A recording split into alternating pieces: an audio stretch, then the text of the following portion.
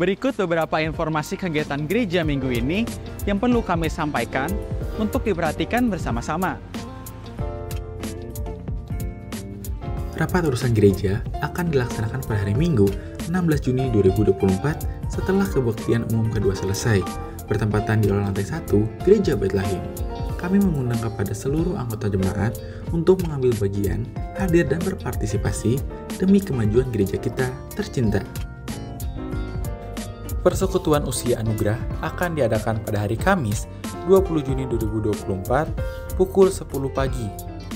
Kamis, 20 Juni 2024, pukul 10 pagi, bertempatan di lantai 1 Gereja Bethlehem. Kepada seluruh kaum lansia Bethlehem, mari hadir dan bersukacita bersama. Persekutuan BBI Junior akan diadakan pada hari Jumat, 21 Juni 2024, pukul 18.00 di ruang Mada lantai 1 Gereja Bethlehem dengan kegiatan sesi 1 yakni sharing dan diskusi firman Tuhan. Dilanjutkan dengan Berikut beberapa informasi kegiatan gereja minggu ini yang perlu kami sampaikan untuk diperhatikan bersama-sama. Perjamuan Kudus akan dilaksanakan pada hari Minggu, 23 Juni 2024. Minggu, 23 Juni 2024 dalam kebaktian umum 1 dan kebaktian umum 2. Kepada seluruh anggota jemaat, mari menyiapkan hati serta ambil bagian bersama-sama dalam perjamuan kudus ini. Persekutuan pria akan diadakan pada hari Jumat, 28 Juni 2024 pukul 18.30. Jumat, 28 Juni 2024 pukul 18.30 di Gereja Bethlehem. Kepada seluruh kaum pria, mari hadir dan dapatkan berkat melalui persekutuan ini. Persekutuan wanita akan diadakan pada hari Jumat, 5 Juli 2024 pukul 17.30, bertempatan di lantai 1 Gereja Bethlehem. Kepada seluruh wanita Bethlehem, mari hadir dan bersukacita bersama. Sekolah Injil Liburan akan dilaksanakan tanggal 1 sampai 2 Juli 2024. Lokasi di Kompleks Stadi Atar. Kegiatan ini diperuntukkan untuk kelas kelas sampai dengan kelas muda. Pendaftaran dibuka sampai tanggal 27 Juni dengan biaya pendaftaran Rp100.000 per orang. Dimohon mendaftar kepada guru atau panitia sekolah minggu. Dalam rangka memperingati kemerdekaan RI ke-79, PBI dan WBI Bethlehem akan mengadakan kegiatan Fun Walk pada hari Sabtu 17 Agustus 2024 berlokasi di Taman Hutan Raya Insinyur Haji Juanda Dago, Bandung, pukul 7 pagi sampai selesai. Pendaftaran dibuka hingga tanggal 27 Juli 2024 dengan biaya pendaftaran sebesar Rp20.000. Pendaftaran diutamakan bagi kaum PBI dan WBI Bethlehem. Lewat dari tanggal pendaftaran atau batas kuota, peserta dikenakan kontribusi biaya tiket dan makan siang sebesar Rp52.000. Informasi dan pendaftaran dapat menghubungi Ibu Anitora dan Bapak Subur. Ayo, segera daftar dan meriahkan acara kebersamaan ini. Kami mengucapkan selamat kepada para jemaat yang berulang tahun di minggu ini. Kiranya damai sejahtera Kristus menyertai Bapak, Ibu, Saudara sekalian.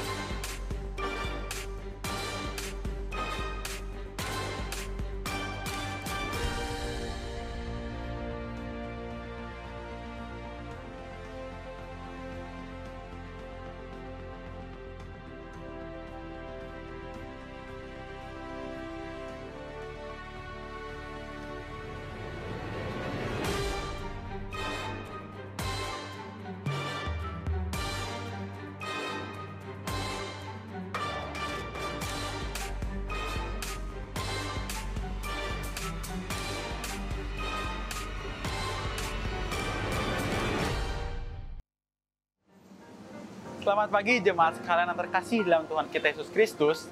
Apa kabar semuanya? Berharap kita semua dalam keadaan baik dan penuh sukacita.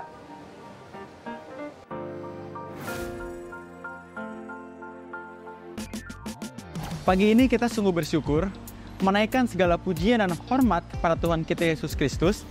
Oleh karena kasih dan kebaikannya, Dia mengizinkan kita bersama-sama dapat menikmati ibadah dan penyembahan kepada Tuhan. Selamat datang dalam kebaktian Minggu pagi hari ini. Terima kasih atas kesetiaan Anda para jemaat sekalian. Bagi Anda yang baru pertama kali hadir beribadah di gereja ini, kami mengucapkan selamat datang dan selamat bergabung. Kami menyambut dengan penuh sukacita kehadiran Bapak, Ibu, Saudara sekalian. Demikian jemaat yang menyaksikan dari rumah, terima kasih atas waktu dan kesempatan yang diberikan. Biarlah suasana ibadah dan penyembahan pagi hari ini membawa kita penuh dengan damai sejahtera. Berikut beberapa informasi kegiatan gereja minggu ini yang perlu kami sampaikan untuk diperhatikan bersama-sama. Perjamuan kudus akan dilaksanakan pada hari Minggu 23 Juni 2024. Minggu 23 Juni 2024 dalam kebaktian umum 1 dan kebaktian umum 2. Kepada seluruh anggota jemaat, mari menyiapkan hati serta ambil bagian bersama-sama dalam perjamuan kudus ini. Persekutuan pria akan diadakan pada hari Jumat 28 Juni 2024 pukul 18.30. Jumat 28 Juni 2024 pukul 18.30 di Gereja Bait Lahim. Kepada seluruh kaum pria, mari hadir dan dapatkan berkat melalui persekutuan ini. Persekutuan wanita akan diadakan pada hari Jumat 5 Juli 2024 pukul 17.30 bertempatan di aula lantai 1 Gereja Bait Lahim. Kepada seluruh wanita Bait Lahim, mari hadir dan bersukacita bersama. Sekolah Injil Liburan akan dilaksanakan tanggal 1 sampai 2 Juli 2024 berlokasi di Camper Fun Park Sariater. Kegiatan ini diperuntukkan bagi murid kelas pertama sampai dengan tunas muda. Pendaftaran dibuka sampai tanggal 27 Juni dengan biaya pendaftaran Rp100.000 per orang. Dimohon mendaftar kepada guru atau panitia sekolah minggu. Dalam rangka memperingati kemerdekaan RI ke-79, PBI dan WBI Bait Lahim akan mengadakan kegiatan Fun Walk pada hari Sabtu 17 Agustus 2024 berlokasi di Taman Hutan Raya Insinyur Haji Juanda Dago, Bandung, pukul 7 pagi sampai selesai. Pendaftaran dibuka hingga tanggal 27 Juli 2024 dengan biaya pendaftaran sebesar Rp20.000. Pendaftaran diutamakan bagi kaum PBI dan WBI Bait Lahim. Lewat dari tanggal pendaftaran atau batas kuota, peserta dikenakan kontribusi biaya tiket dan makan siang sebesar Rp52.000. Informasi dan pendaftaran dapat menghubungi Ibu Anitora dan Bapak Subur. Ayo, segera daftar dan meriahkan acara kebersamaan ini. Kami mengucapkan selamat kepada para jemaat yang berulang tahun di minggu ini. Kiranya damai sejahtera Kristus menyertai Bapak, Ibu, Saudara sekalian. Informasi lebih jelas dapat Anda simak dalam Warta Gereja. Dimohon jemaat sekalian dapat mengambil bagian dalam kegiatan-kegiatan ini. Demikian informasi yang dapat kami sampaikan pada pagi hari ini. Selamat melanjutkan ibadah. Tuhan Yesus memberkati kita semua.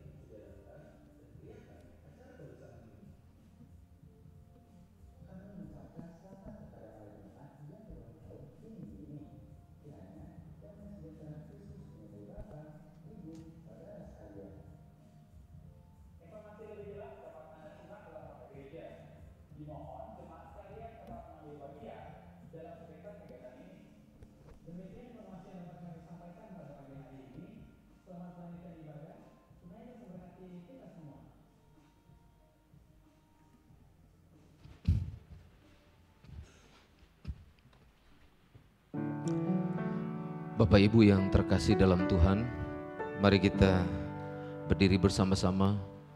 Kita mohon pimpinan Tuhan untuk menolong kita pagi ini dalam penyembahan kepada Dia. Kami sungguh bersyukur kepadamu Allah Bapa Surgawi untuk segala kebaikan, kasih karunia dan penyertaan-Mu dalam hidup kami. Kesempatan pagi ini kami boleh diizinkan oleh Tuhan merasakan kehangatan dengan Engkau, di mana kami boleh bersama-sama ada di ruangan ini Tuhan untuk berbakti dan beribadah kepada Engkau. Menolong kami semua yang hadir hari ini maupun yang menyaksikan dari rumah. Biarlah kami sama-sama menikmati sukacita dalam Tuhan, dalam ibadah kepada Engkau. Kuduskan hidup kami dan berkati penyembahan kami pada pagi hari ini, supaya boleh meninggikan dan mengagungkan nama Tuhan. Terpujilah Engkau Tuhan, kami bersyukur dan kami letakkan penyembahan kami ke dalam tangan kasih-Mu. Dalam nama Yesus Kristus Tuhan kami berdoa, bersyukur dan membuka kebaktian pagi hari ini. Haleluya, amin. Silakan duduk kembali, Tuhan memberkati.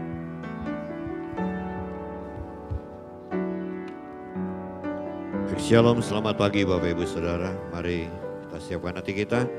Yesaya pasal yang ke-40 ayat yang ke-31 berkata, tetapi orang-orang yang menanti-nantikan Tuhan mendapat kekuatan baru. Mereka seumpama Raja Wali yang naik terbang dengan kekuatan sayapnya. Mereka berlari dan tidak menjadi lesu. Mereka berjalan dan tidak menjadi lelah. Mari naikkan syukur kita kepada Tuhan, sebab Dia adalah Bapa yang baik, yang senantiasa mau menolong kita dalam setiap langkah hidup kita.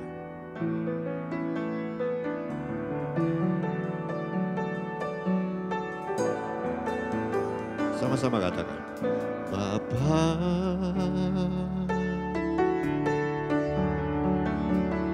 Engkau sungguh baik, kasih-Mu melimpah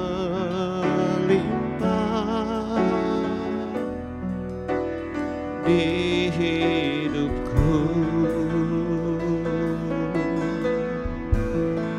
Sama-sama kembali katakan, Bapa, nyatakan terima kasih. Ku berterima kasih, berkat-Mu hari ini yang Kau sediakan bagiku. Mari jemaat katakan,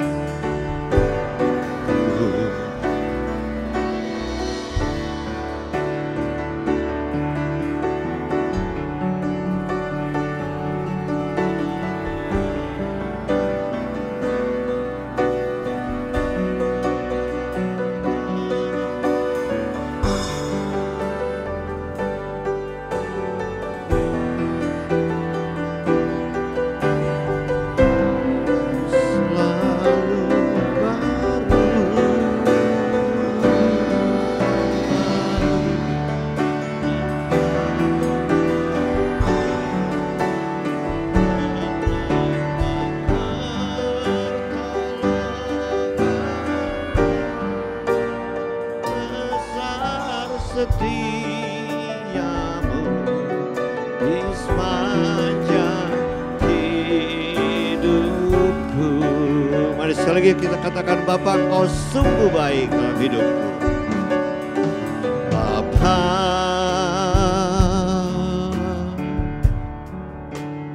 Engkau sungguh baik, kasih-Mu melimpah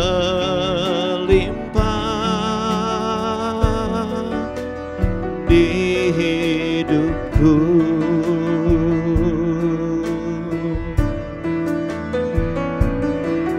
Bapa,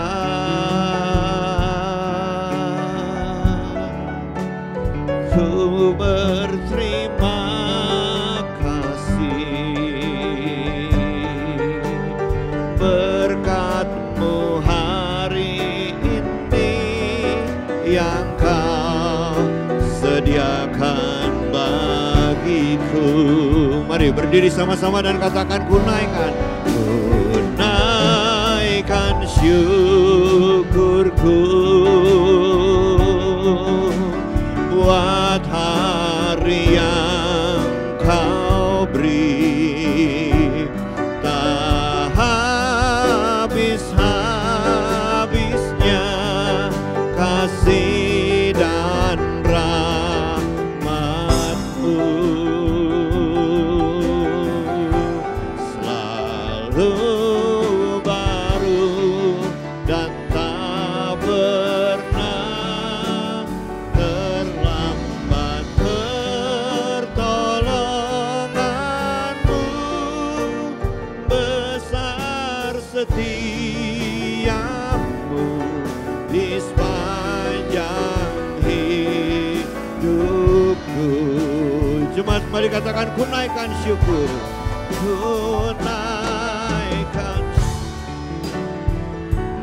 buat hari-Mu Tuhan, buat hari yang Kau beri, tak habis-habisnya kasih dan rahmat-Mu,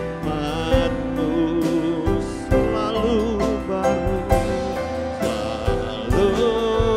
baru dan tak pernah terlambat pertolongan-Mu, besar setiamu di sepanjang hidupku. Katakan, besar setiamu Tuhan, besar setiamu, besar setiamu, besar setiamu. Sekali lagi katakan, besar setiamu di sepanjang hidupku.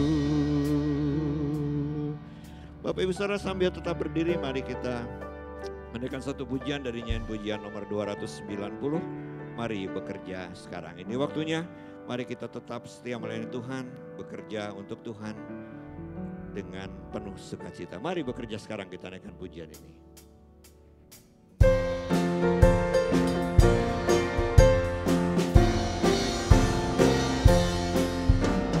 Mari bekerja sekarang, malam segera tiba, hari pun masih pagi, janganlah lengah, tak lama lagi waktu, hari segera siang. Mari bekerja sekarang, nanti habis terang. Jemaat katakan,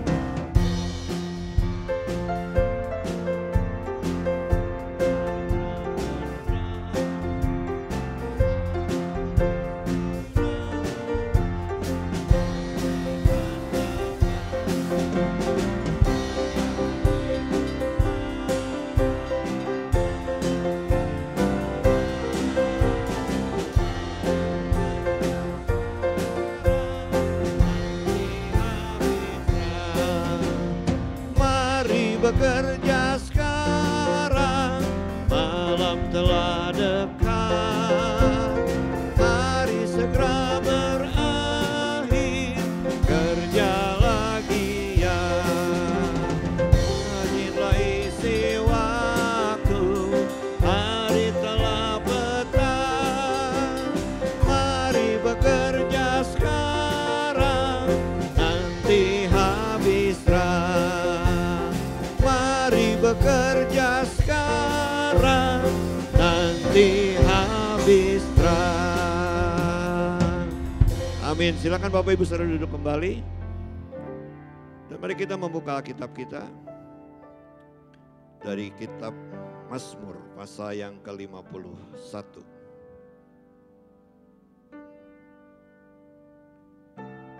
Mazmur pasal yang ke-51 mulai ayat yang pertama sampai dengan ayat yang ke-21.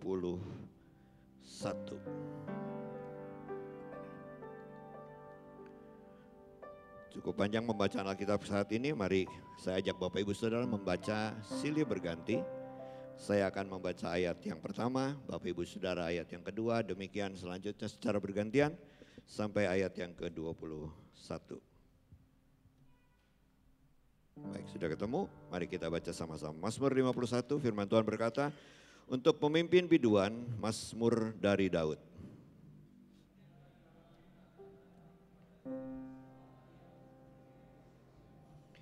Kasihanilah aku ya Allah menurut kasih setiamu, hapuskanlah pelanggaranku menurut rahmat-Mu yang besar.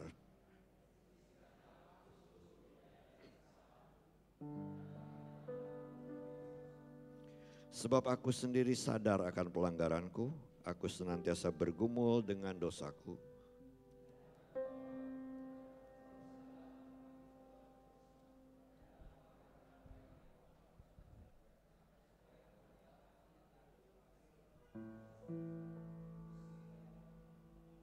Sesungguhnya dalam kesalahan aku diperanakan, dalam dosa aku dikandung ibuku.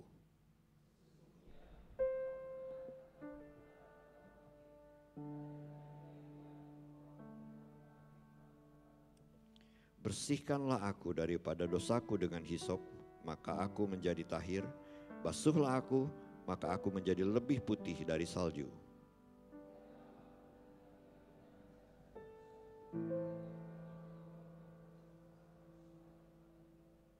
Sembunyikanlah wajah-Mu terhadap dosaku, hapuskanlah segala kesalahanku.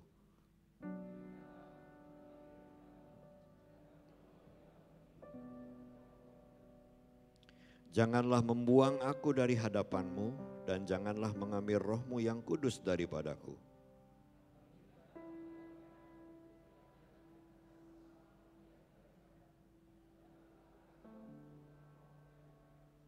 Maka aku akan mengajarkan jalan-Mu kepada orang-orang yang melakukan pelanggaran, supaya orang-orang berdosa berbalik kepadamu.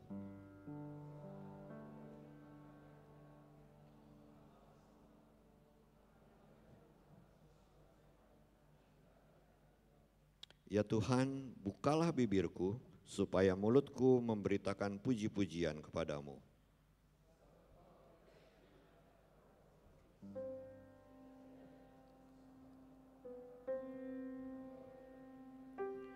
Korban sembelihan kepada Allah ialah jiwa yang hancur, hati yang patah dan remuk, tidak akan Kau pandang hina ya Allah.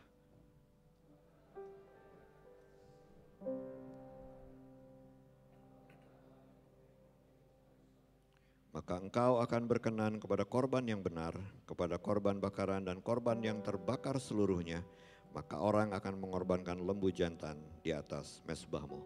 Demikianlah pembacaan firman Tuhan yang menjadi dasar khotbah yang akan disampaikan oleh Bapak Pendeta Tony Senduk. Kita akan memasuki saat kita masuk doa syafaat, dan mari kita naikkan setiap permohonan doa kita ke hadapan Tuhan, pergumulan kepada Tuhan. Kita percaya bahwa Tuhan selalu punya waktu tersendiri untuk menjawab doa kita. Siapa nanti kita naikkan pujian ini sama-sama.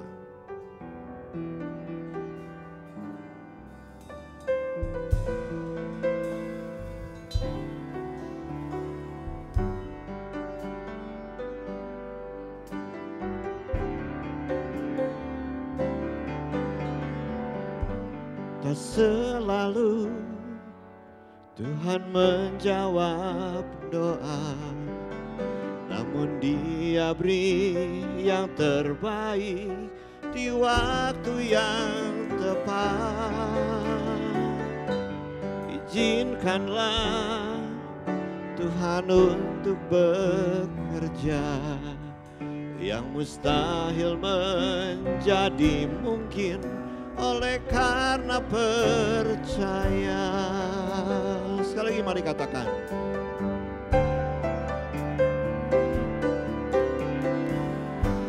Tak selalu Tuhan menjawab doa, namun Dia beri yang terbaik di waktu yang tepat.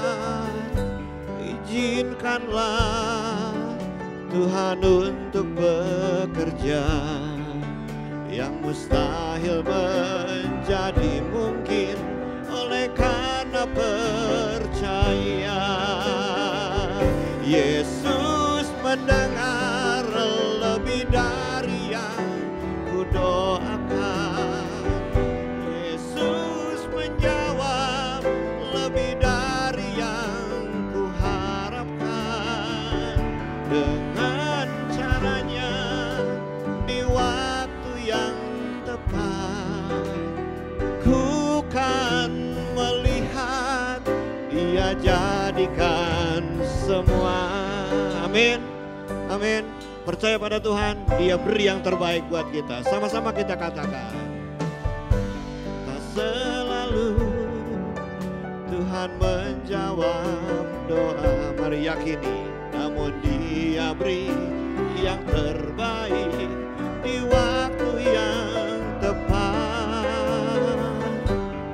Izinkanlah Tuhan untuk bekerja, yang mustahil menjadi mungkin oleh karena percaya.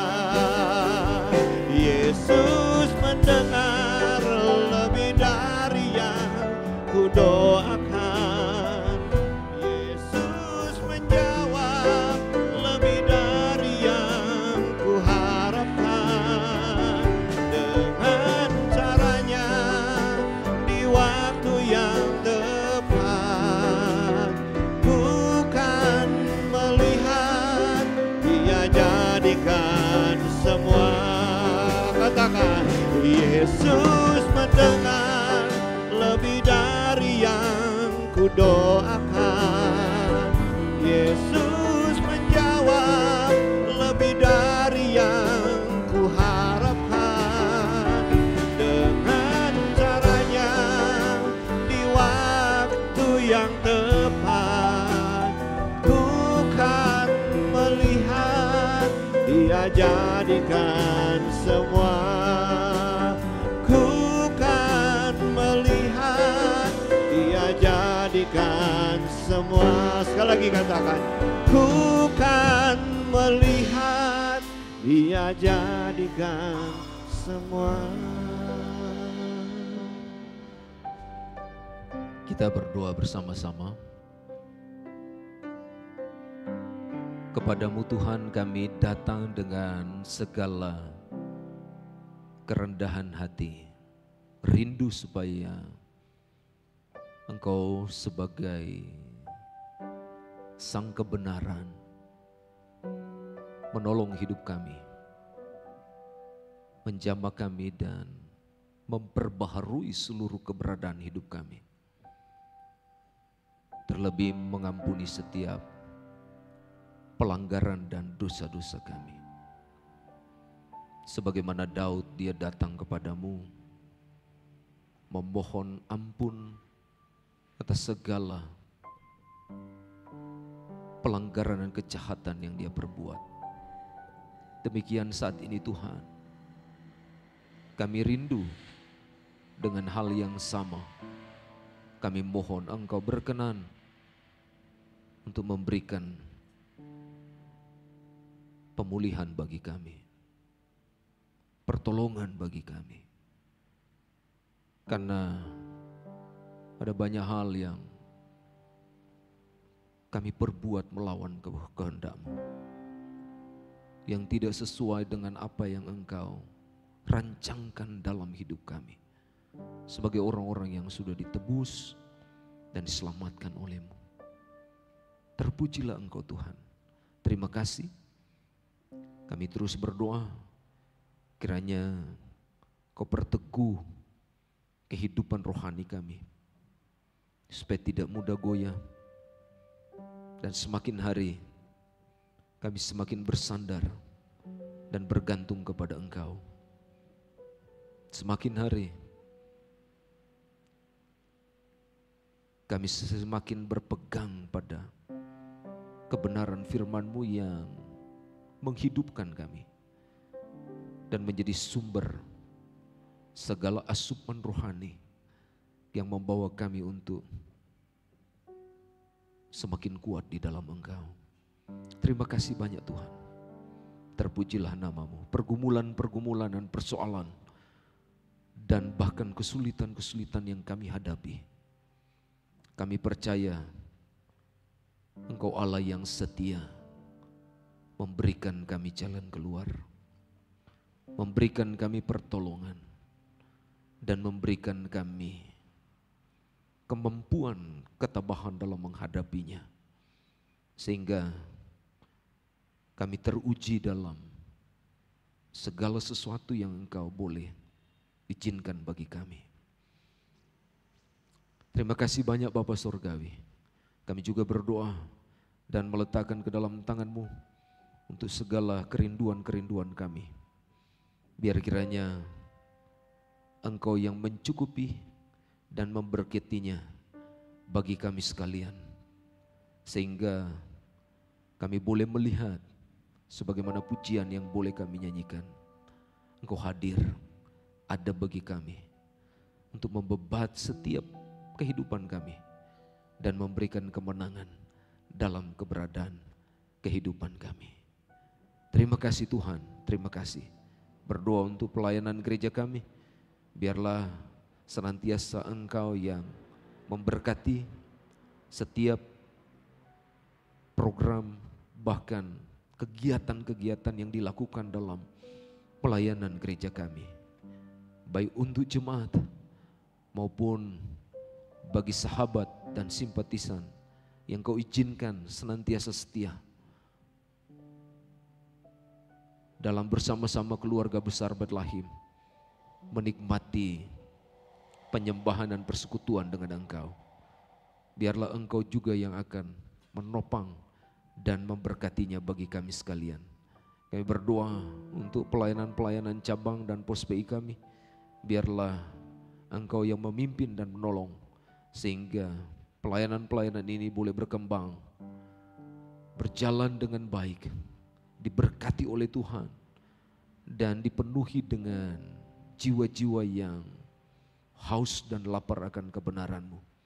Dan bahkan para pelayan yang melayani, Tuhan pakai menjadi saluran berkat.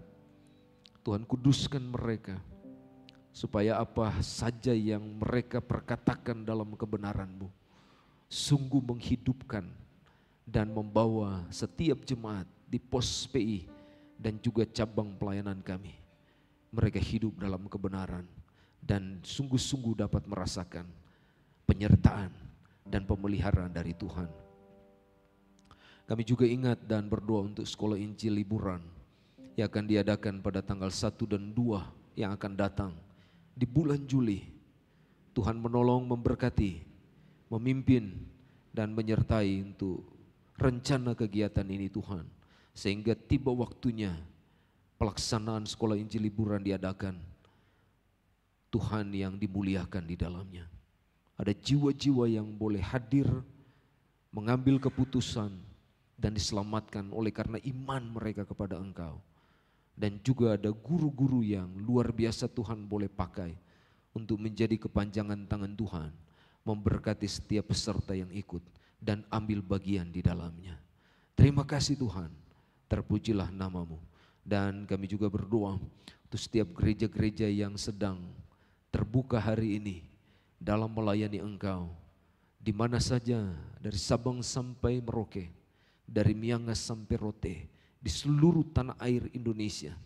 Tuhan berkati, biarlah suara kebenaran boleh dikumandangkan, diserukan melalui gereja-gereja yang sedang terbuka untuk melayani pagi ini, sehingga Tuhan boleh diberitakan, keselamatan boleh didengungkan, dan juga biarlah Roh Kudus bekerja sehingga jiwa-jiwa boleh diselamatkan dan diberkati karena mendengarkan suara kebenaran disampaikan kepada mereka semua. Terpujilah Engkau Tuhan. Terima kasih, berkati juga bangsa kami dalam segala keberadaan. Kiranya tangan-Mu yang penuh kemurahan senantiasa menolong, menopang, dan memberi kelancaran segala sesuatu yang dikerjakan melalui bangsa kami. Berkati pemerintah kami di tingkat pusat maupun sampai daerah dan pedesaan.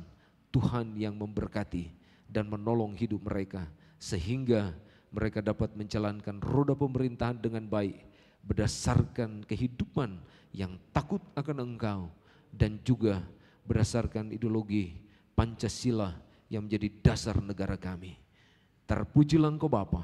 Terima kasih, kami bersyukur, dan biarlah kami semua yang hadir hari ini diberkati oleh Tuhan, baik yang ada di ruangan ini maupun yang sedang menyaksikan dari rumah. Dalam nama Kristus Yesus Tuhan kami berdoa, haleluya, amin. Baik, terima kasih Pak Pendeta Tony.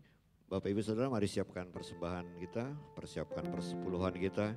Kita akan memberikan yang terbaik untuk kemuliaan nama Tuhan. Yunus pasal yang kedua, ayat yang ke-9, firman Tuhan berkata, "Tetapi aku dengan ucapan syukur akan kupersembahkan korban kepadamu. Apa yang kunasarkan akan kubayar, keselamatan adalah dari Tuhan." Kepada petugas, kami persilakan untuk menjalankan kantong persembahan.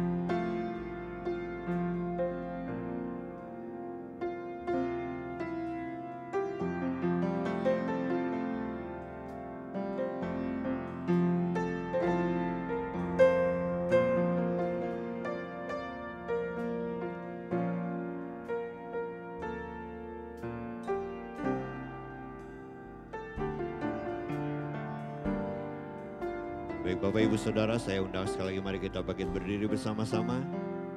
Kita akan menyerahkan persembahan kita pada pagi hari ini lewat satu pujian yang menjadi doa penyembahan kita yang kami baktikan.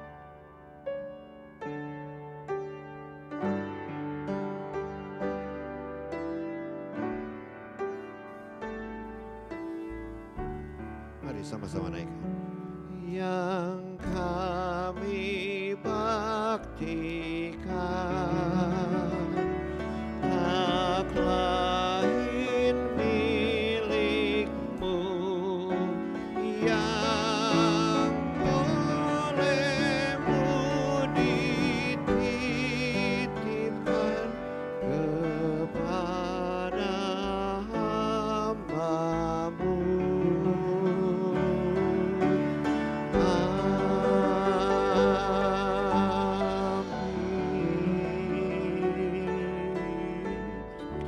Amin. Terima kasih kepada petugas. Silakan Bapak Ibu Saudara duduk kembali. Kita akan siapkan hati kita untuk mendengarkan kebenaran firman Tuhan. Ada satu pujian yang saya rindu kita naikkan sama-sama. Ini lagu lama. Minta pimpinan Tuhan, karena hanya dengan Tuhan kita kuat. Tanpa Tuhan kita tidak akan pernah kuat. Bimbinglah aku ya Yesus. Bimbinglah aku ya Yesus, di sepanjang jalan hidupku. Firman-Mu bagaikan sulur, agar ku tak sesat di jalan. Sekali lagi katakan, bimbinglah daku. Bimbinglah daku ya Yesus,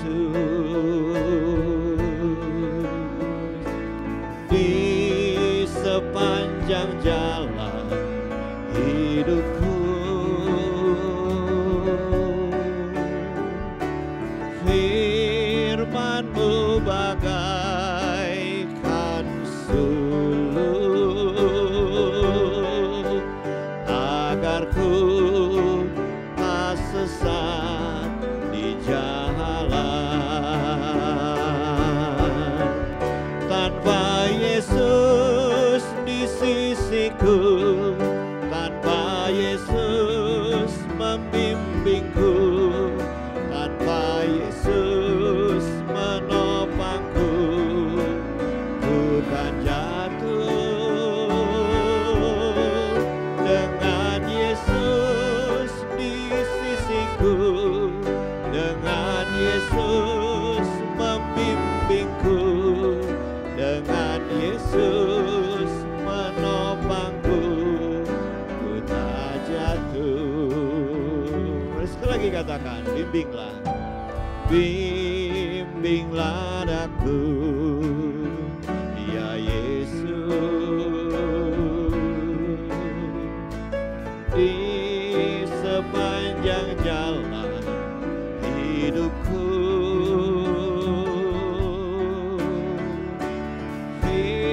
Firman-Mu bagaikan sulur,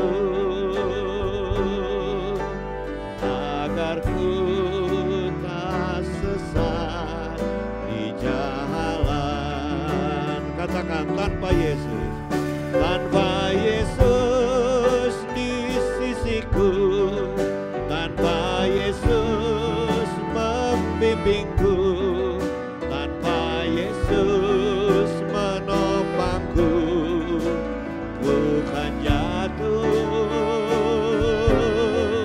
Dengan Yesus di sisiku, dengan Yesus membimbingku, dengan Yesus menopangku, ku tak jatuh. Dengan Yesus menopangku, ku tak jatuh. Dengan Yesus menopangku, ku tak jatuh. Kita berdoa bersama-sama.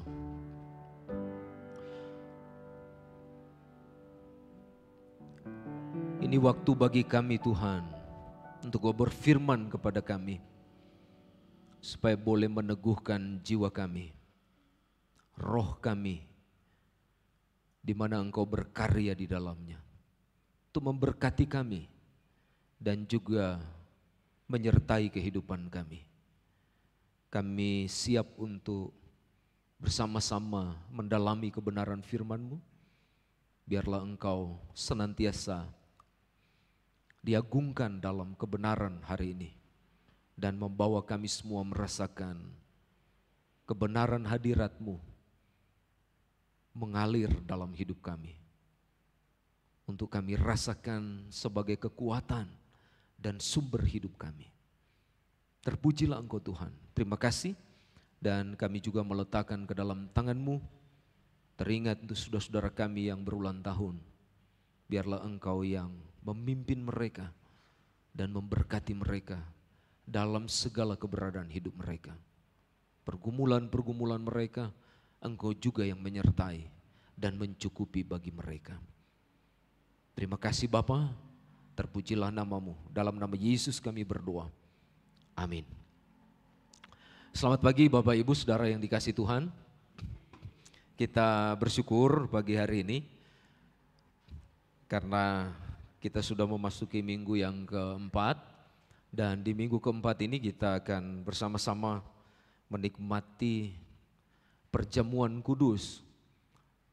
Kita mau boleh mengingat bagaimana karya Tuhan dan pengorbanan Kristus di atas kayu salib boleh membebaskan kita dan menyelamatkan kita dari segala perhambaan dosa. Kita boleh diberi kemenangan dan juga kepastian kehidupan bahwa kita adalah milik Tuhan dan kita berharga di mata Tuhan. Jadi ini sungguh satu kesukaan bagi kita, karena kita boleh memperingati ya bahwa Tuhan telah berkarya luar biasa dalam hidup kita. Kita manusia yang pendosa, ya. Tidak ada di antara kita yang suci dan kudus. Tidak ada di antara kita yang layak. Tidak ada di antara kita yang mungkin bisa dikatakan bahwa kita adalah orang-orang yang bersih dan murni di hadapan Tuhan. Karena kita semua orang berdosa. Roma pasal 3 ayat 23 berkata demikian dan mengingatkan kita tentang hal ini, bahwa kita semua dilumpuri dengan dosa. Makanya kita perlu Tuhan, dan ketika Tuhan berkarya bagi kita melalui anugerah yang Dia berikan kepada kita, kita beroleh pengampunan dari Tuhan. Ini merupakan satu kepastian yang Tuhan beri kepada kita. Itulah sebabnya pada kesempatan pagi hari ini saya mau beri tema kebenaran firman Tuhan dalam Mazmur 51, ladang yang bernilai bagi pemiliknya. Kita bernilai di hadapan Tuhan, ya. Sama seperti Daud, dia bernilai bagi Tuhan.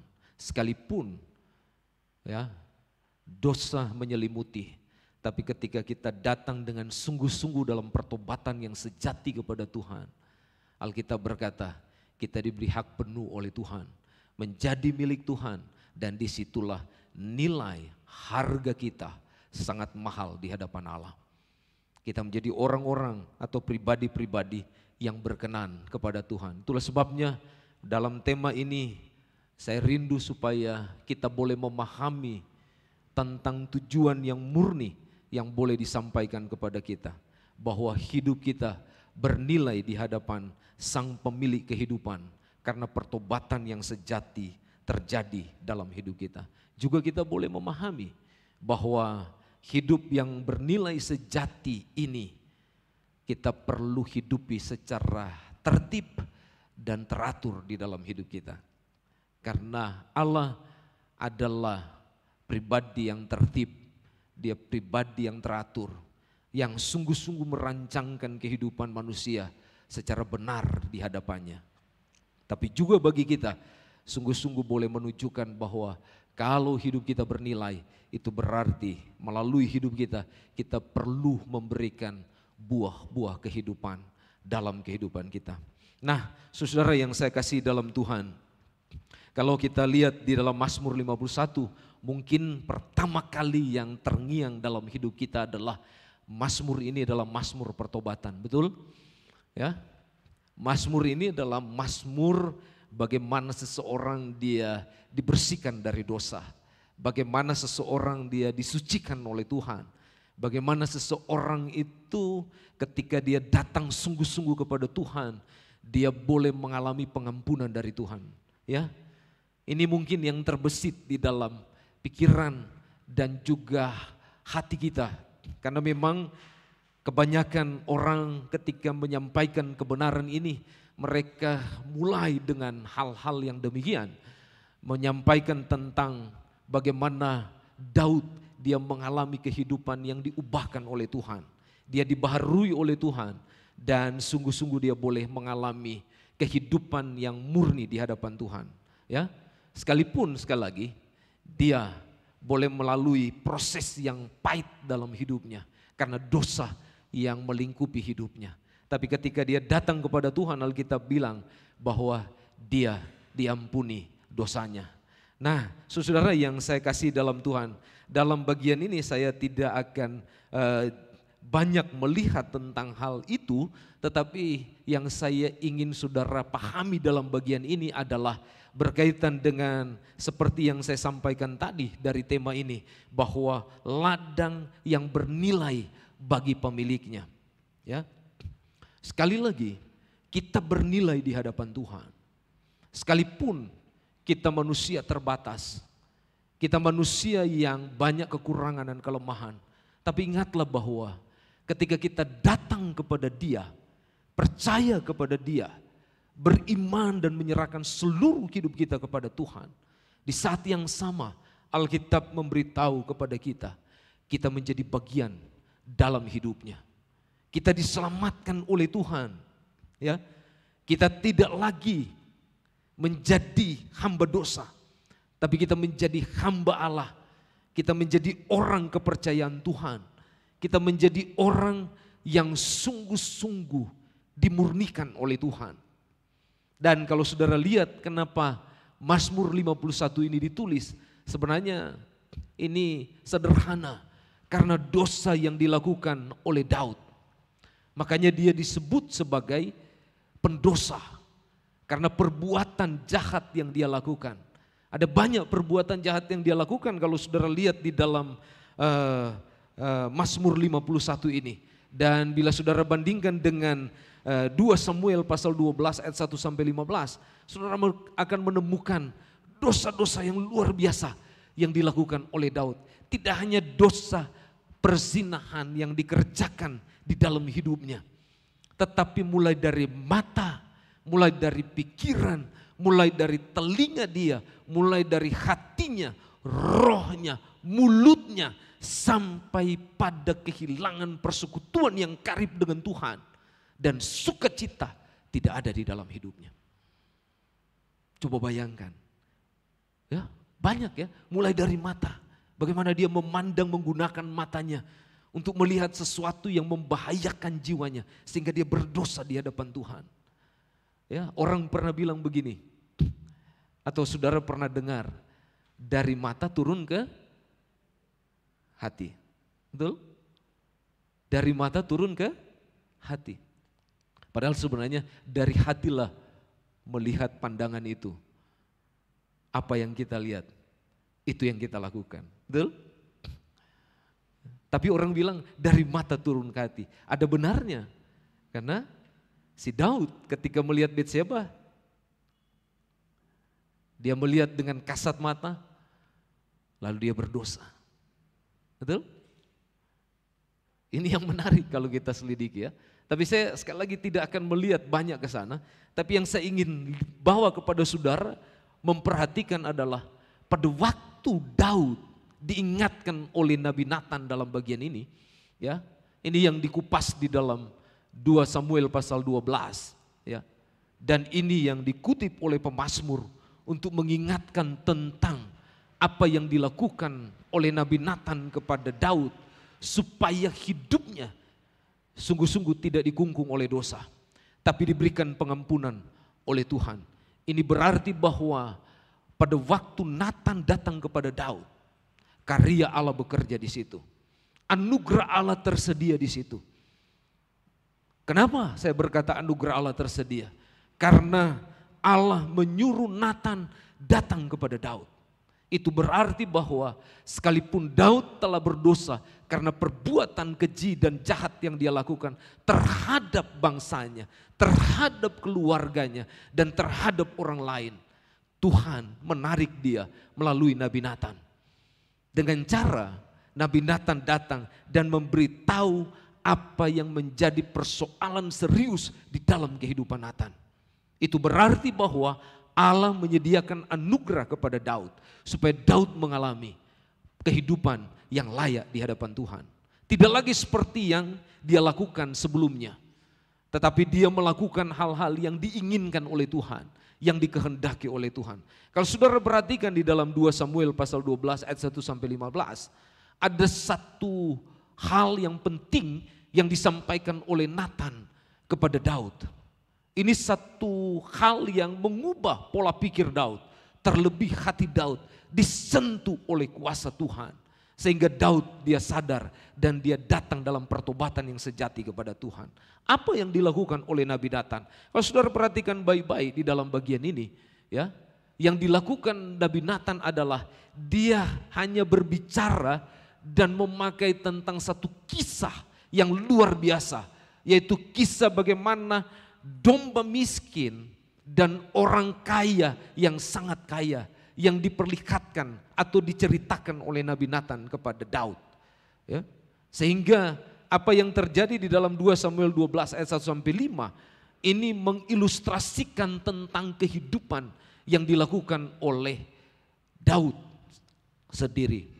Dan kalau saudara perhatikan di dalam ayat 12 di dalam pasal 12 ini, saudara akan menemukan bagaimana Nabi Nathan memberitahu kepada Daud bahwa dialah yang dimaksud di dalam cerita ini. Singkat cerita, di dalam bagian ini kalau saudara memperhatikan, ya, melihat di dalam 2 Samuel pasal 12, ilustrasi yang disampaikan Nathan adalah untuk memperingatkan kepada Daud bahwa kerugian yang ditimbulkan oleh dosa, oleh perbuatan kejahatan, oleh perbuatan yang keji, itu sangat-sangat berbahaya. Itu sangat merugikan tidak hanya Daud sendiri, tetapi merugikan semua orang dan seluruh bangsa yang dia pimpin.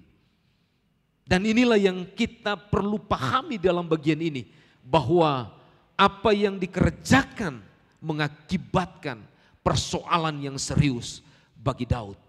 Kalau saudara perhatikan yang disampaikan oleh Nathan kepada Daud, ini sangat mengerikan, ya. Bahwa dia telah berdosa kepada Tuhan dan melakukan kejahatan yang sangat luar biasa yang tidak diizinkan oleh Tuhan atau tidak diperkenan oleh Tuhan. Akibatnya apa yang disampaikan oleh Nabi Nathan? Kalau saudara lihat di dalam pasal 12 ayat 18, dalam pasal 13 ayat 28 sampai 29, di dalam pasal 18 ayat 14, dan di dalam 1 Raja-Raja pasal 2 ayat 24 sampai 25. Ini akibat dari perbuatan Daud, dia berdosa di hadapan Tuhan. Apa itu? Kalau saudara perhatikan dalam bagian ini, keluarga dari Daud mengalami persoalan yang serius. Daud dia harus membayar harga 4 kali lipat dari apa yang dia lakukan kepada Betseba. Dari dosa kekejian yang dibenci oleh Tuhan. Apa itu? 4 anaknya mati. Diambil oleh Tuhan. Ya. Dari cerita ini kita diingatkan bahwa dosa mengakibatkan persoalan yang serius dalam hidup manusia. Tidak hanya kita tidak layak di hadapan Tuhan, tapi akibat dari dosa itu akan membuat kehidupan kita dalam penderitaan. Akan membuat kehidupan kita sungguh-sungguh tragis. Dan bisa dikatakan kita tidak bisa berbuat apa-apa karena dosa. Saudara yang saya kasih dalam Tuhan, ketika Nathan menyampaikan ini kepada Daud, apa yang Daud lakukan? Nah, ini yang perlu kita lihat, yang perlu kita renungkan sejenak untuk kita masuk dalam perjamuan Tuhan, supaya kita betul-betul layak di hadapan Tuhan. Apa yang dilakukan oleh Daud sehingga ia, kata Alkitab, berkenan di hati Tuhan. Dan ini menjadi perenungan bagi kita supaya kita menyadari bahwa hidup kita bernilai di hadapan Tuhan. Yang pertama, kalau saudara perhatikan baik-baik, mulai ayat 4 sampai ayat 6, dalam Mazmur 51 firman Tuhan berkata begini, bersihkanlah aku seluruhnya dari kesalahanku, dan tahirkanlah aku dari dosaku. Sebab aku sendiri sadar akan pelanggaranku. Aku senantiasa bergumul dengan dosaku. Terhadap engkau sajalah aku telah berdosa dan melakukan apa yang kuanggap jahat. Supaya ternyata engkau adil dalam putusanmu, bersih dalam penghukumanmu. Yang pertama yang dilakukan oleh Daud adalah dia datang dengan totalitas hidup, menyerahkan hidupnya kepada Tuhan. Tidak sebagian, tapi totalitas hidup dipersembahkan kepada Tuhan. Kalau dalam bahasa lain adalah dia mengalami pertobatan yang sejati kepada Tuhan karena kesadaran akan dosa. Karena dia tahu bahwa dosa yang dia lakukan sangat-sangat berbahaya, mengancam jiwanya dan seluruh keberadaan hidupnya. Ketika dia sadar sebagai pendosa, Daud datang kepada Tuhan Dia mengakui dengan jujur kesalahan yang telah diperbuatnya. Dia memohon pengampunan dari Tuhan. Dia bertobat tanpa menutupi semua kesalahan yang dia telah lakukan. Dia tidak pernah membenarkan dirinya ataupun menyalahkan orang lain dari semua peristiwa dan perbuatan yang telah dia lakukan. Dan dalam bagian ini kalau kita perhatikan dengan baik, pada waktu dia datang kepada Tuhan, di saat yang sama dia berhenti dengan segala kejahatannya. Ya, sekali lagi, ketika dia datang kepada Tuhan, di saat yang sama Alkitab bilang dia berhenti dari segala kejahatannya. Seperti yang saya bilang tadi di awal, perbuatan dosa Daud itu banyak sekali. Mulai dari mata, pikiran, hati, roh, mulut, sampai putus hubungan dengan Tuhan. Tapi waktu dia datang kepada Allah, semua itu tidak dilakukan oleh Daud. Itu berarti bahwa dia betul-betul menyadari kehidupannya bahwa dia tidak layak di hadapan Tuhan. Dan dia bawa itu kepada Tuhan. Apa yang terjadi dalam hidupnya? Alkitab bilang, Tuhan melepaskan dia dari dosanya. Tuhan mengampuni dia dan memberikan dia kelayakan sebagai milik Tuhan. Makanya Alkitab berkata, dia berkenan kepada Tuhan. Karena kalau kita lihat di dalam Alkitab, ya, tidak banyak orang bisa dikatakan sebagai sahabat Tuhan selain Abraham, betul? Dalam Yakobus pasal 2 ayat 23 berkata demikian. Dan juga Musa dalam Keluaran pasal 33 ayat 11. Mereka disebut sebagai sahabat Allah. Tapi juga tidak banyak orang yang disebut orang yang berkenan di hati Tuhan selain Daud. Coba, ada? Saudara baca dalam Alkitab. Yang berkenan di hati Tuhan, yang disebutkan bahwa dia layak di hadapan Tuhan selain Daud. Kisah pasal 13 ayat 22 berkata demikian. Selain apa yang disampaikan di dalam 2 Samuel pasal 12. Dia berkenan di hati Daud. Di hati Tuhan, Daudnya. Karena apa? Karena kehidupan yang sungguh-sungguh diserahkan kepada Tuhan. Inilah yang disebutkan di dalam bagian ini. Dia berharga di hadapan Allah. Ya. Ini prinsip yang penting yang dilakukan oleh Daud. Karena dia tahu tanpa dia datang kepada Tuhan, dia tidak akan pernah berkenan kepada Allah. Tapi persoalan kita sekarang ini, kalau kita mau lihat kehidupan dari Daud, ya, tidak jauh berbeda dengan kita. Kenapa saya berkata begitu? Karena orang zaman sekarang punya prinsip yang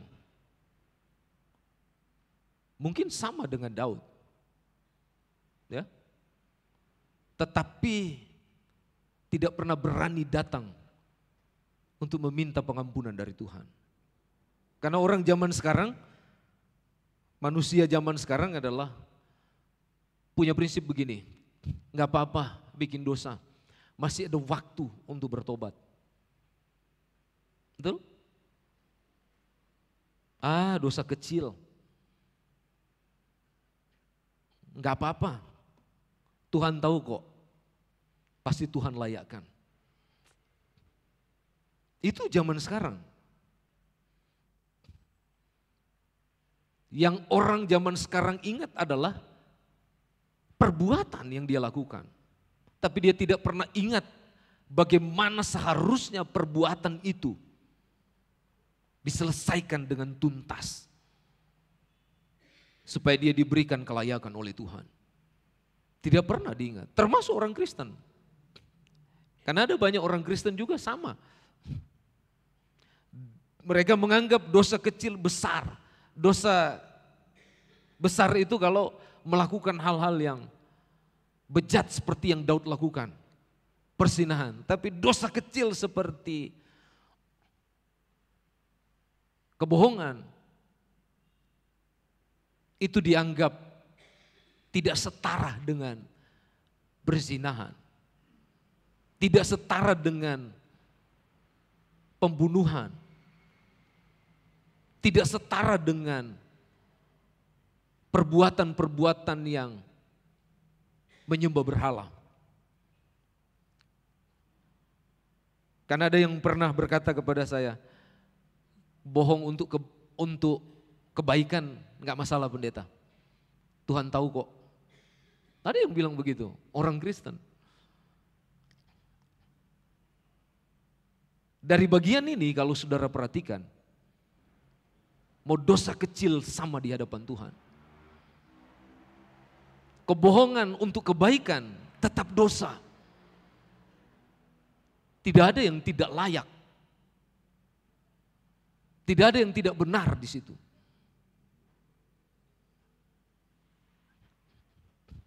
Semua bagi Tuhan, kata Alkitab, adalah dosa.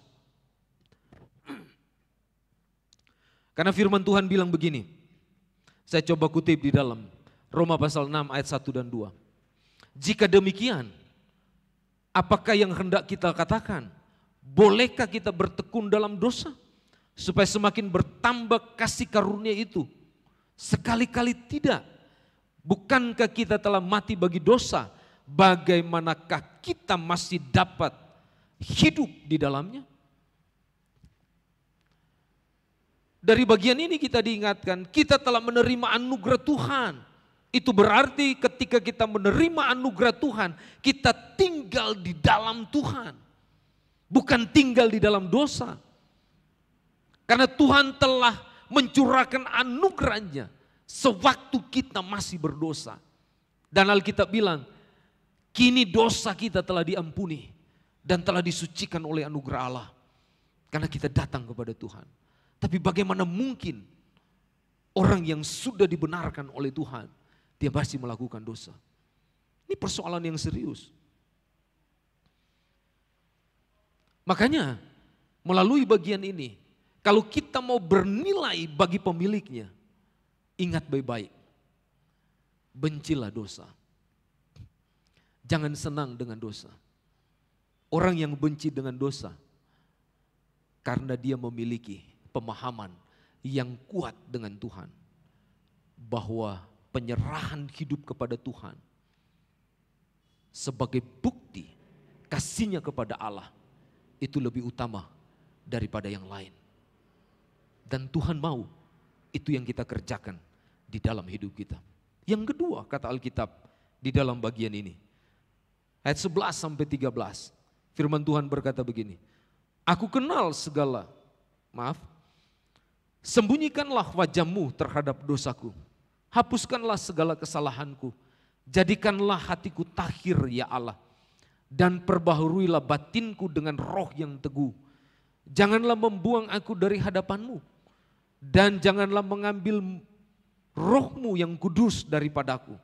Bangkitkanlah kembali padaku kegirangan karena selamat yang daripadamu. Dan lengkapilah aku dengan roh yang rela. Maka aku akan mengajarkan jalanmu kepada orang-orang yang melakukan pelanggaran. Supaya orang-orang yang berdosa berbalik kepadamu.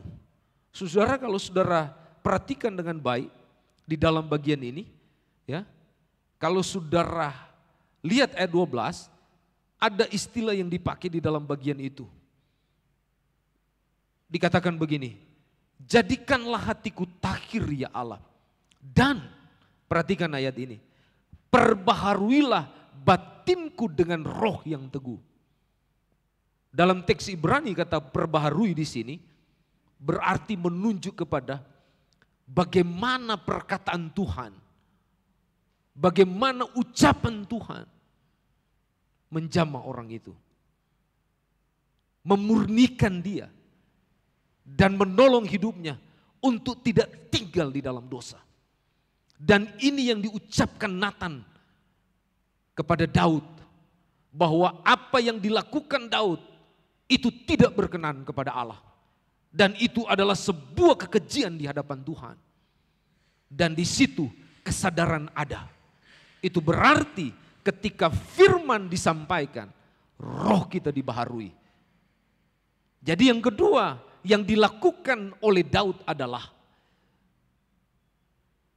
dia meletakkan batinnya untuk dibaharui oleh Tuhan. Untuk diisi dengan kebenaran firman Tuhan. Dan itu yang terjadi bagi Daud. Walaupun kalau kita lihat di dalam bagian ini, Daud harus menanggung segala akibat dan risiko dari segala perbuatan yang menyakiti hati Tuhan. Dia kehilangan orang-orang yang dikasihinya. Secara sosial kalau kita lihat, dia dicap sebagai perusak rumah tangga orang, betul? Dia pemimpin otoriter karena menumpahkan darah prajurit yang setia kepada bangsa Israel. Dan bukan hanya itu, dia menjadi batu sandungan bagi bangsanya. Sebagai pemimpin yang tidak memberikan teladan yang baik dalam hidupnya. Namun kalau kita lihat dalam bagian ini, dia bersedia menjalani hidup yang dibaharui oleh Tuhan dengan menempatkan hidupnya dipimpin oleh Tuhan dengan teratur. Ini yang penting di sini. Ya. Dia mau dibaharui oleh Tuhan dengan menempatkan hidupnya dipimpin oleh Tuhan. Saudara yang saya kasih dalam Tuhan, jika kita ingin menjalani hidup yang dibaharui oleh Sang Pemilik kehidupan, penting dalam hidup kita yang harus kita perhatikan adalah hiduplah menurut firman Tuhan. Yang dimaksud hidup menurut firman Tuhan di sini adalah kita harus teratur dan tertib, tunduk pada kebenaran Tuhan. Karena dengan demikian kata Alkitab, kita mengenal Allah dengan benar. Dan kita tidak menjadi manusia yang ceroboh. Betul? Karena orang yang dibaharui oleh Tuhan, dia tidak akan pernah melalaikan kebenaran firman Tuhan. Saudara, satu ketika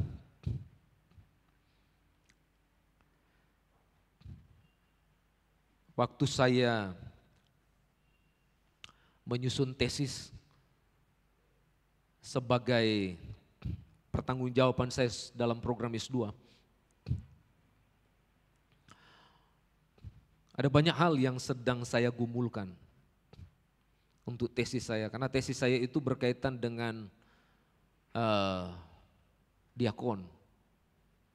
Karena diambil dari Kisah pasal 6. Implementasinya pemimpin rohani yang berkaitan dengan diakon, kediakonan. Waktu saya sedang meneliti itu, yang luar biasa adalah ada banyak orang yang mengasihi saya, ya. Mereka membantu saya, baik mahasiswa di STBI maupun beberapa dosen yang sangat peduli dengan saya. Tapi satu ketika saya lalai dalam satu hal. Apa itu? Saking seriusnya saya menyusun tesis dan meneliti banyak buku, ya, cukup tebal memang tesis saya. Apa yang terjadi? Saya lupa mengutamakan Tuhan dengan baca firman dan doa. 2 hari itu, boleh tanya istri saya tidak berdoa dan baca firman. Karena terlalu serius dengan tesis. Apa yang terjadi?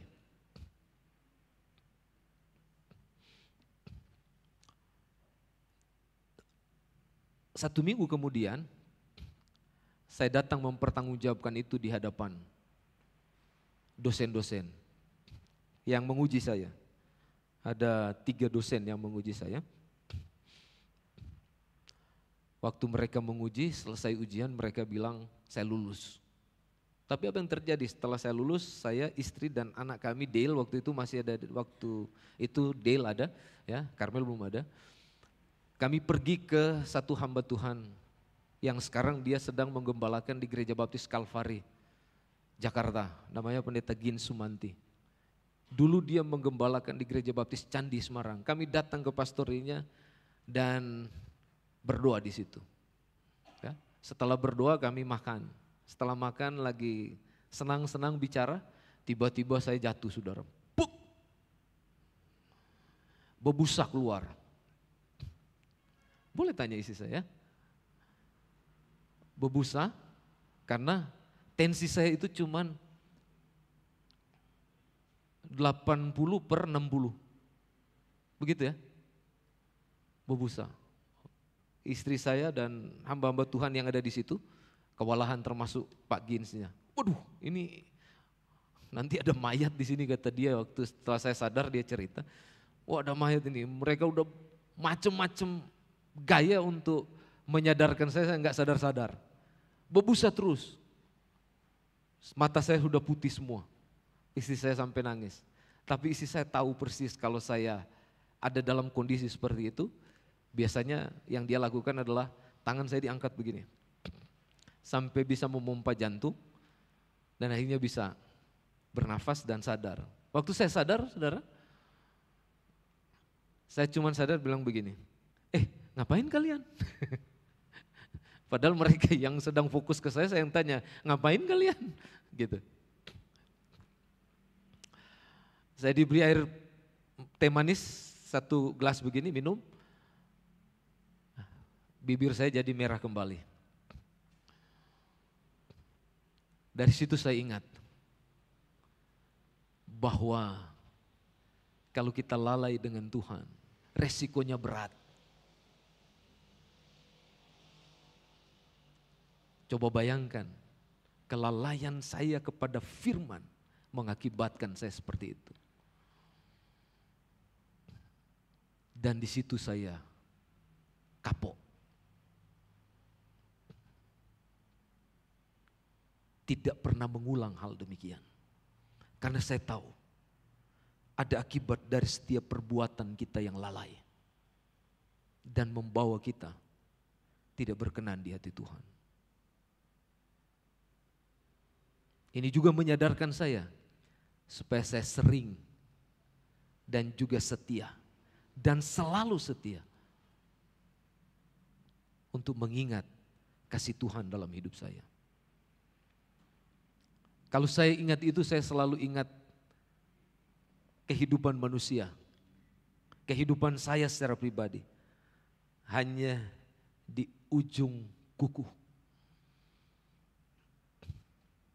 Sedikit lagi selesai. Sebelum kita dipanggil oleh Tuhan, ingatlah baik-baik bagian ini.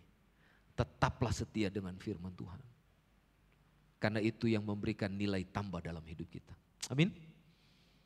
Dan saya berharap melalui kebagian firman Tuhan hari ini membawa kita untuk semakin bergairah melayani Tuhan dan menyenangkan hati Tuhan. Saya mau tutup dengan bagian ini berkata begini. Mazmur 119 ayat 1-3. Berbahagialah orang-orang yang hidupnya tidak bercelah, yang hidup menurut Taurat Tuhan.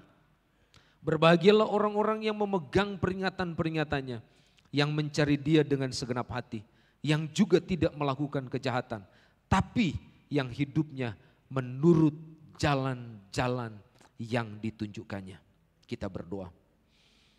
Bapa Surgawi, terima kasih untuk kesempatan firman yang boleh diberitakan pada pagi hari ini.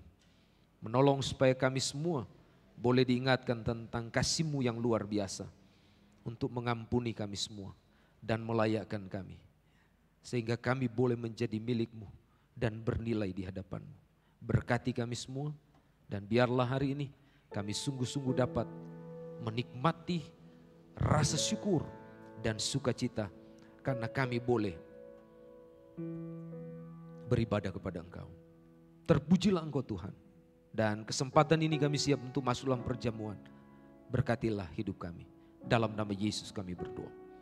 Haleluya. Amin.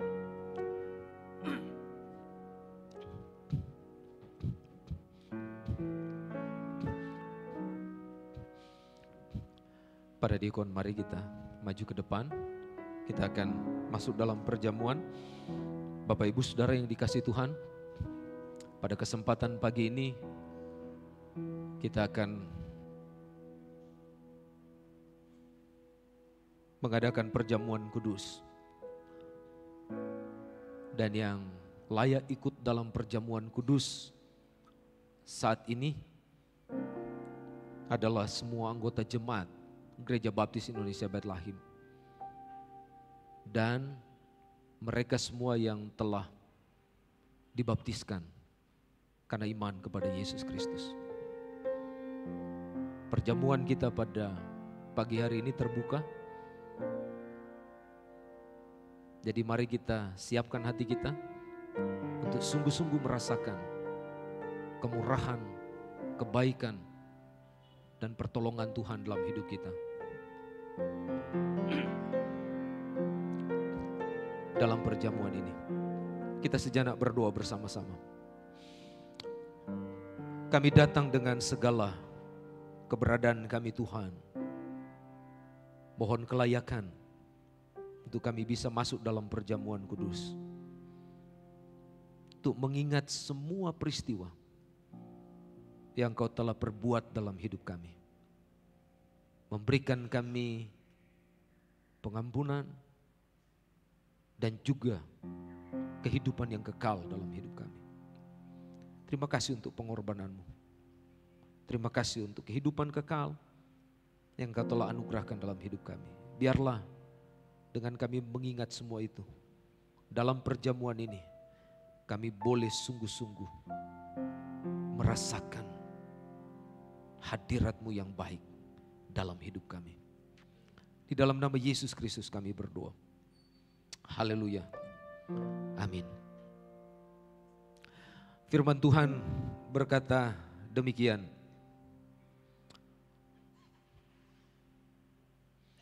Dalam peraturan-peraturan yang berikut, aku tidak dapat memuji kamu. Sebab pertemuan-pertemuanmu tidak mendatangkan kebaikan, tetapi mendatangkan keburukan.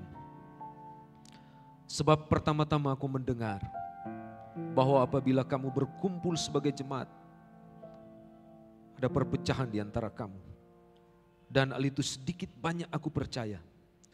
Sebab di antara kamu harus ada perpecahan, supaya nyata nanti siapakah di antara kamu yang tahan uji.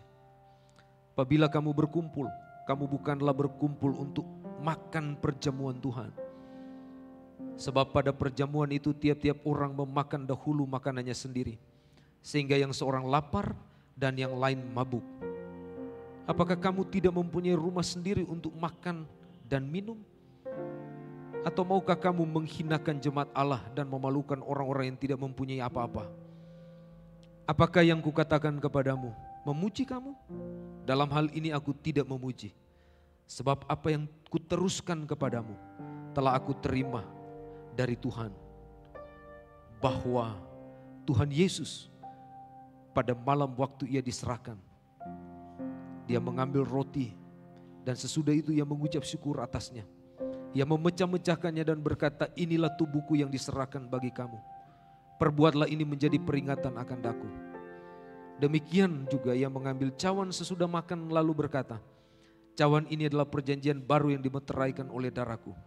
Perbuatlah ini setiap kali kamu meminumnya menjadi peringatan akan aku. Sebab setiap kali kamu makan roti dan minum cawan ini, kamu memberitakan kematian Tuhan sampai ia datang kembali. Tuhan memberkati kita semua.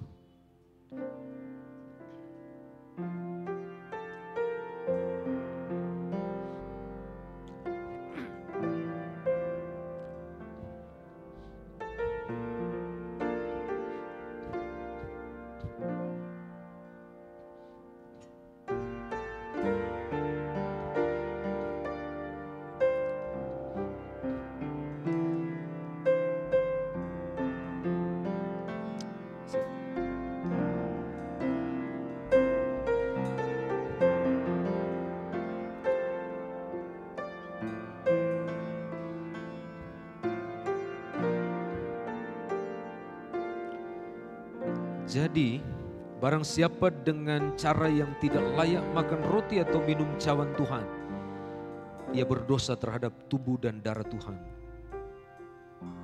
Karena itu hendaklah tiap-tiap orang menguji dirinya sendiri, dan baru sesudah itu ia makan roti dan minum cawan itu. Karena barang siapa makan dan minum tanpa mengakui tubuh Tuhan, ia mendatangkan hukuman atas dirinya. Sebab itu banyak di antara kamu yang lemah dan sakit, dan tidak sedikit yang meninggal. Kalau kita menguji diri kita sendiri, hukuman tidak menimpa kita. Tetapi kalau kita menerima hukuman dari Tuhan, kita dididik supaya kita tidak akan dihukum bersama-sama dengan dunia. Karena itu saudara-saudaraku, jika kamu berkumpul untuk makan, nikmatilah olehmu seorang akan yang lain. Kalau ada orang yang lapar, baiklah ia makan dahulu di rumahnya, supaya jangan kamu berkumpul untuk dihukum. Hal-hal yang lain akan kuatur kalau aku datang.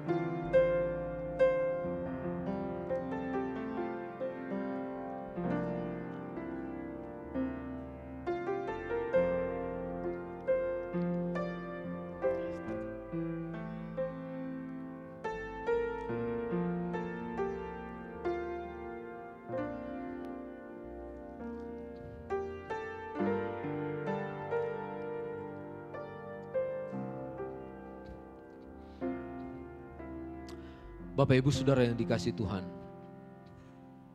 firman Tuhan mengingatkan kepada kita. Pada waktu dia diserahkan, Alkitab berkata dia mengambil roti dan sesudah itu dia mengucap syukur atasnya. Ia memecah-mecahkannya dan berkata, inilah tubuhku yang diserahkan bagi kamu. Perbuatlah ini menjadi peringatan akan daku. Mari angkat hosti yang ada di tangan Bapak Ibu sekalian. Kita bersama-sama makan hosti ini sebagai peringatan akan tubuh yang diserahkan bagi kita semua. Mari makan bersama-sama.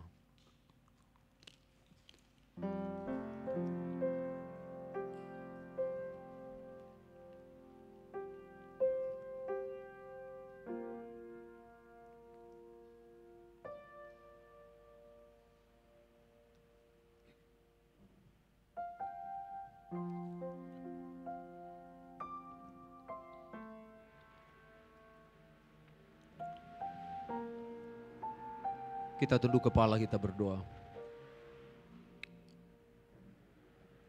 Roti yang kami makan Tuhan sebagai lambang peringatan kami akan tubuh yang diserahkan untuk menjadi tebusan bagi setiap dosa kami. Biarlah ini menjadi peringatan yang luar biasa yang kami boleh alami setiap hari. Bahwa Engkau hadir dan menyertai hidup kami. Dan bahkan melayakkan kami sebagai orang-orang yang Engkau kasihi. Terpujilah Engkau Tuhan. Terima kasih. Kami bersyukur. Dalam nama-Mu kami berdoa. Haleluya. Amin. Demikian juga kata Alkitab. Mari angkat cawan kita. Sesudah makan ia berkata, cawan ini adalah perjanjian baru yang dimeteraikan oleh darahku. Perbuatlah ini setiap kali kamu meminumnya dan menjadi peringatan akan daku. Mari kita minum bersama-sama cawan ini.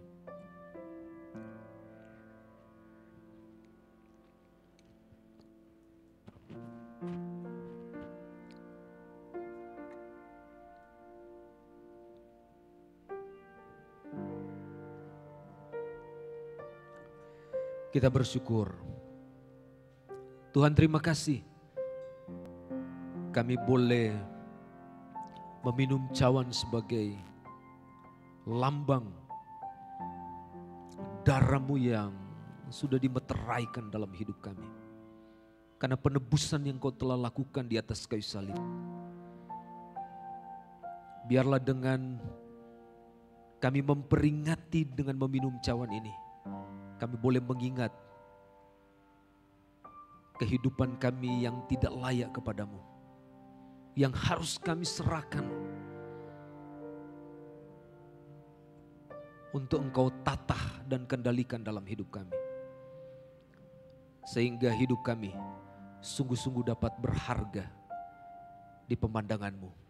Kuduskan hidup kami dan berkati sebagai bagian yang akan membawa kami disertai dalam pertolongan Tuhan. Terpujilah Engkau Bapa. Kami bersyukur dalam nama Yesus. Kami letakkan hidup kami ke dalam tangan-Mu. Haleluya. Amin.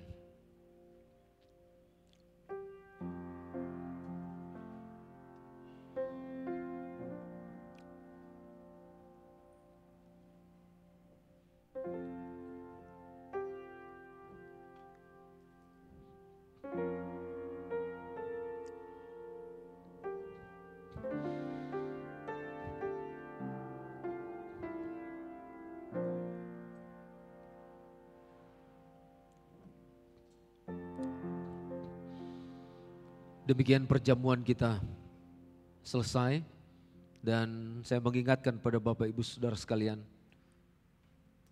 wadah yang telah kita pakai tolong nanti dibawa sampai di bawah, nanti ditaruh di tempat yang sudah tersedia. Demikian yang bisa diingatkan.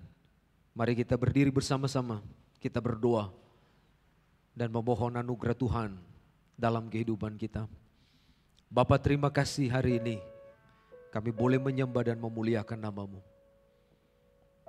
Kami serahkan hidup kami ke dalam tangan-Mu dan biarlah kami melewati hari ini penuh dengan pengharapan dan penyerahan yang kuat kepada Engkau. Terima kasih Tuhan. Kami bersyukur dan kami akan berpisah dari tempat ini. Sertailah kami, pimpin hidup kami. Kami akan masuk dalam kelas-kelas sekolah minggu. Tuhan memberkati kami semua. Demikian yang akan kembali ke rumah. Biarlah Engkau juga akan menolong hidup mereka. Berjumpa dengan keluarga. Dan menikmati kebersamaan di hari yang indah ini Tuhan. Terima kasih Bapa. Terpujilah nama-Mu. Jemaat yang terkasih, terimalah anugerah dari Tuhan kita Yesus Kristus. Kasih karunia dari Allah Bapa di sorga, kebaikan dan belas kasihan di dalam Yesus Kristus, sukacita dan damai sejahtera yang berlimpah dalam Allah Roh Kudus, senantiasa memberkati kita sekalian dari sekarang ini sampai selama-lamanya. Terpujilah nama Tuhan. Haleluya. Amin. Baik Bapak Ibu Saudara, kita akan naikkan satu pujian mengakhiri ibadah kita pada pagi hari ini. Sama-sama katakan. Aku memuji kebesaran-Mu, Maha besar Penciptaku. Aku memuji kebesaran-Mu, Maha besar, oh Tuhanku, Maha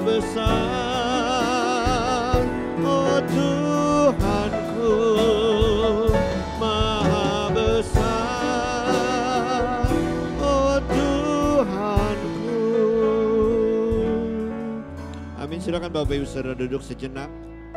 Ambil saat teduh sebelum kita tinggalkan ruangan ini.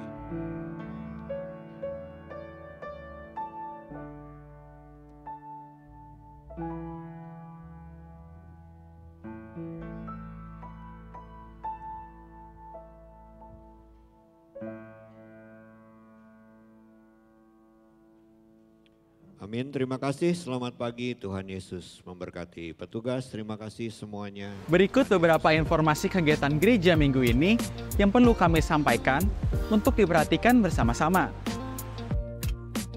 Perjamuan kudus akan dilaksanakan pada hari Minggu 23 Juni 2024. Minggu 23 Juni 2024 dalam kebaktian umum 1 dan kebaktian umum 2. Kepada seluruh anggota jemaat, mari menyiapkan hati serta ambil bagian bersama-sama dalam perjamuan kudus ini. Persekutuan pria akan diadakan pada hari Jumat 28 Juni 2024 pukul 18.30. Jumat 28 Juni 2024 pukul 18.30 di Gereja Bait Lahim. Kepada seluruh kaum pria, mari hadir dan dapatkan berkat melalui persekutuan ini. Persekutuan wanita akan diadakan pada hari Jumat 5 Juli 2024 pukul 17.30 bertempatan di aula lantai 1 Gereja Bait Lahim.